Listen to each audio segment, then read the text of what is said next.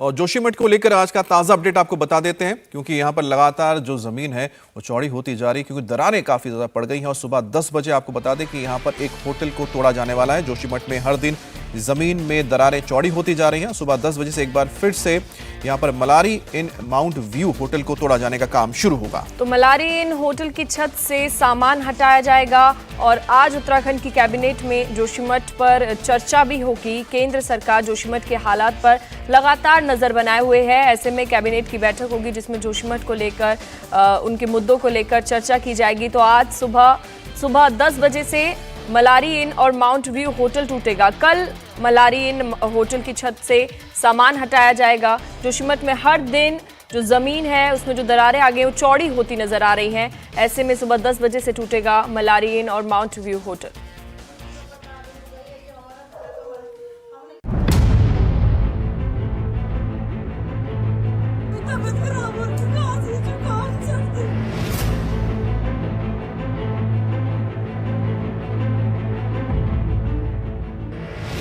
PMEGP योजना के तहत 10 लाख लोन लेकर क्या अपना खुद का बिजनेस शुरू करना चाहते हो? इसे लेने के सीक्रेट्स को जानना चाहते हो?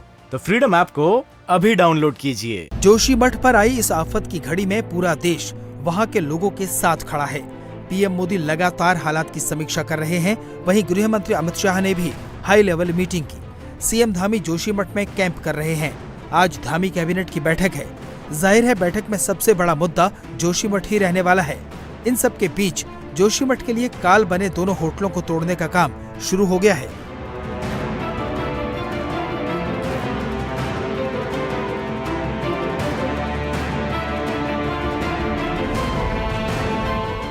ये वो दोनों होटल हैं जो आज जोशीमठ में हजारों जिंदगियों के लिए खतरा बन गए हैं। एक दूसरे की तरफ झुके ये दोनों होटल जोशीमठ में भ्रष्टाचार के जीते जागते सबूत हैं। एक आम इंसान पहाड़ में कानून मानते हुए 2 मंजिल का घर बनाकर अपनी गृहस्थी चला रहा था। उनके लिए ये 2 होटल श्राप से कम नहीं है। ये कानून को तोड़कर बनाए गए होटल हैं। जब ये हथौड़ा चल रहा है तो हमें नहीं भूलना चाहिए कि यहाँ जोशीमठ नगर निगम के तहत होटल 3 मंजिल का बन सकता है, मकान 2 मंजिल का, लेकिन ये मलारी होटल 7 मंजिल का है।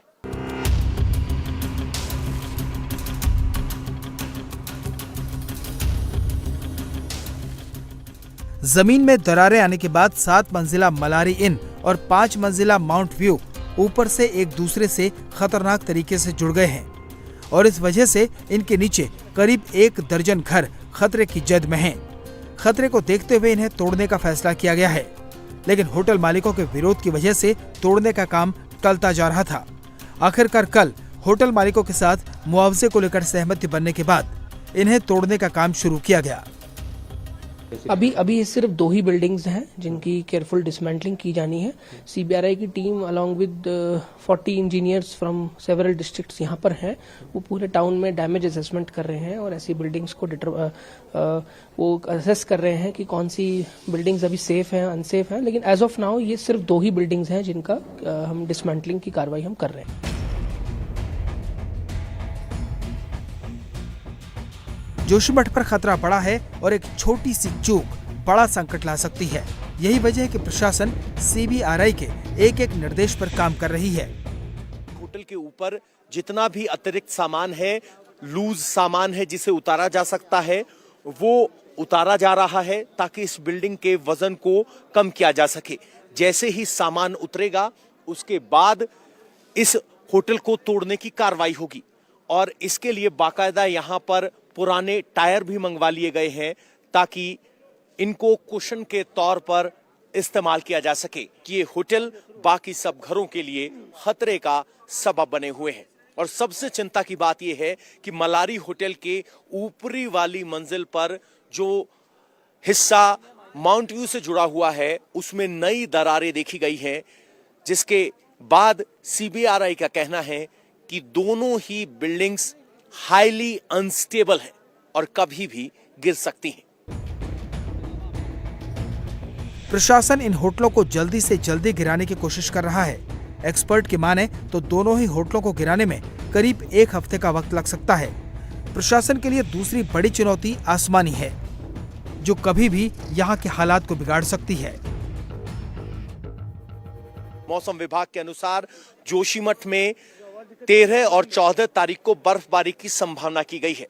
जिस तरीके से कल रात को बारिश हुई और इस वक्त बारिश शुरू हो गई है, जिससे अनुमान लगाया जा रहा है कि न्यूनतम तापमान -4 डिग्री तक जा सकता है और इस कड़ाके की ठंड और बारिश के बावजूद इन होटलों को तोड़ने की गतिविधियां जारी हैं।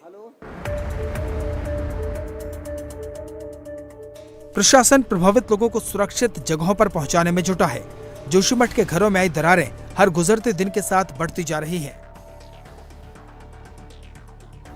दरार वाले घरों की संख्या बढ़कर 760 हो गई है। वहां रहने वाले 169 परिवारों को राहत केंद्रों में शिफ्ट किया जा चुका है। इन परिवारों के 589 लोगों को सुरक्षित जगहों पर पहुंचा दिया गया है। पिछले 24 घंटे में 27 और परिवारों को राहत केंद्रों तक पहुंचाया गया है। और ये परिवार बेघर हो रखा, हो सकता हमारा भी हो जाए। अभी हमारा तो बारीक दरार है, कोई बात नहीं, हमारे घर तो है सिर्फ। ये बेचारे रात सो नहीं पा रहे हैं। यहाँ पर नाला बहता है, ये नाला रात को भयंकर आवाज देता, हमें डर लगती है। हो सकता हमारा भी हो जाए स्थितिग्रस्त, कौन देखता है। दरारों की वजह से अपना घर छोड़ने वाले हर परिवार को राज्य सरकार ने 1.5 लाख रुपए की फौरी मदद दी है। अब तक 40 से ज्यादा परिवारों को ये मदद दी जा चुकी है। प्रशासन लगातार राहत केंद्रों में इंतजाम को बेहतर करने में लगा हुआ है। खुद सीएम धामी बार बार राहत केंद्रों का दौरा कर वहां के इंतजाम देख रहे हैं।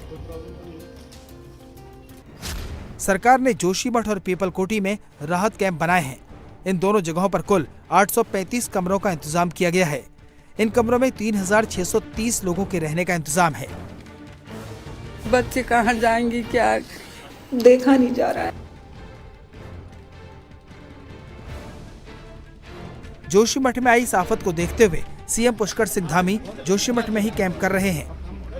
वो हर इलाके का दौरा कर लोगों का हाल जान रहे हैं।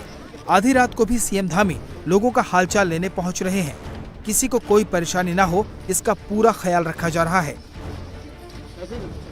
राहत और पुनर्वास ठीक तरीके से हो, ये हमारी प्राथमिकता है। और अभी अंतरिम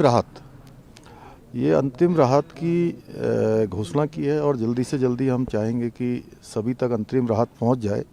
ये अंतिम राहत नहीं है, ये केवल अभी तात्कालिक रूप से है कि जिससे लोगों को फौरी रूप से मदद मिल पाए, तो उस पर हम लोग काम कर रहे हैं। जोशीमठ के हालात पर जहां पीएम मोदी हर अपडेट सीएम धामी से ले रहे हैं, वहीं कल गृह मंत्री अमित शाह ने भी 4 केंद्रीय मंत्रियों और शीर्ष अधिकारियों के साथ एक हाई लेवल बैठक की, जिसमें लोगों की परेशानियों को दूर करने के लिए उठाए जा रहे कदमों की समीक्षा की गई।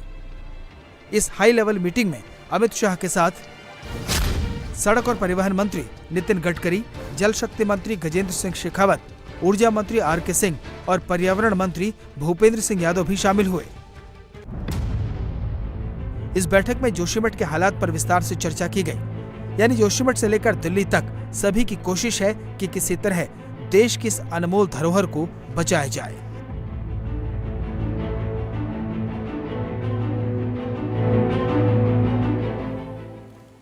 जोशीमठ के लोगों का रो रो कर हाल बेहाल है। प्रशासन मकानों पर लाल निशान लगा रहा है। प्रभावित लोगों को सुरक्षित जगह ले जाया जा रहा है।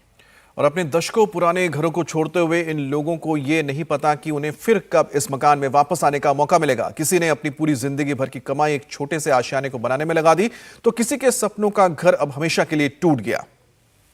ऐसी ही एक जोशीमठ की बेटी है जिसकी कुछ दिनों बाद घर से डोली उठने वाली थी। घर में खुशियां थी, लेकिन घर की जमीन ऐसी फटी कि परिवार पर मुसीबतों का पहाड़ टूट गया। एक्चुअली सिचुएशन जो है वो तो संभालने लायक नहीं है, लेकिन चलो हमारे घर में मतलब मम्मी पापा थोड़ा स्ट्रांग है और थोड़ा बहुत अगर इमोशनल हो भी जाता है तो हम लोग संभाल लेते हैं उनको। लेकिन ये है ना कि जो दर्द हम लोगों को है, जो दुख है, वो तो हम लोग ही जानते हैं। किसी के सामने रोकर भी कोई फायदा नहीं है, क्योंकि रोया उसके सामने जाता है जो आंसू पोछे, लेकिन हम लोगों का आंसू पोछने वाला कोई नहीं है। तो इस वजह से हम लोग बहुत ही परेशान हैं अभी। हमने सोचा था कि हम यहीं से शादी करेंगे, थोड़ा थोड़ा करके 1 साल से जोड़ने में लगे। मार्च में लड़की की शादी है मेरी। आज हम घर से बेघर हो गए। रात को शाम को आ रहे हैं, यहाँ बोले कि हटो हटो यहाँ से ये कमरा खाली करो। जब हमने यहाँ पे अपना आशियाना बना रखा 30 साल से, हम जाएंगे कहाँ जाएंगे हम? जहाँ हमारा सामान रहेगी वहीं रहने दो। जब मुख्यमंत्री जी हमारे ये सुनने के लिए मंजूर नहीं है, हमारा कुछ भी ये हमारी बात सुनने के लिए बिल्कुल मंजूर नहीं है। वो तो सुन भी देते थे, पर यहाँ के जो लोकल नेताएं हैं उनके कारण वो रुक नहीं पाए। पीएमईजीपी योजना के तहत 10 लाख लोन लेकर क्या अपना खुद का बिजनेस शुरू करना चाहते हो? इसे लेने के सीक्रेट्स को जानना चाहते हो? तो फ्रीडम ऐप को अभी डाउनलोड कीजिए।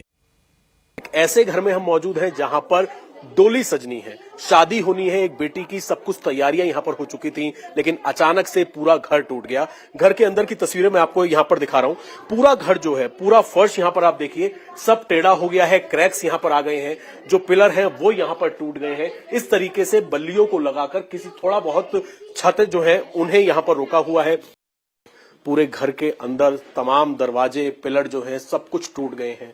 इस तरीके की कंडीशन है कि बल्लियां लगाकर किसी तरीके से ही इस घर को फिलहाल बस इतना मैनेज किया जा रहा है कि अचानक से घर ढह ना जाए। इस तरीके से बल्लियां लगाकर जो ये बिम है इन्हें रोका हुआ है। और आप अंदाजा लगा सकते हैं कि कितने दुख की घड़ी है इस परिवार के साथ भी, क्योंकि घर में शादी की तैयारियां जो है वो चल रही थी, सारा सामान आ गया था। कैसे कैसे करके ये लोग अब शादी की तैयारियां करेंगे, कैसे मैनेज करेंगे, ये चाह रहे हैं कि प्रशासन तक इनकी आवाज पहुंचे, ताकि जो इस गांव के लोग हैं जो इस वक्त बेहद दुख की घड़ी में हैं, उनको कोई ना कोई मदद मिल सके। इंडिया टीवी हर वक्त हर जगह डाउनलोड करने के लिए सर्च करें India TV news Google play store या ऐप स्टोर पर।